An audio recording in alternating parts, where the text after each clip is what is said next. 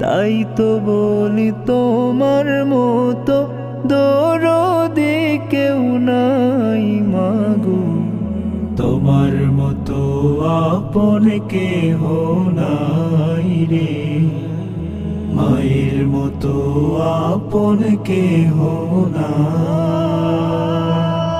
মা জননী নাই রে যাহার, ত্রিভুবনে তাহার কেহই নাই রে, মায়ের মতো আপন কেহ নাই রে, মায়ের মতো আপন কেহ নাই, মায়ের মতো আপন কেহ নাই রে, মায়ের মতো আপন কেহ নাই।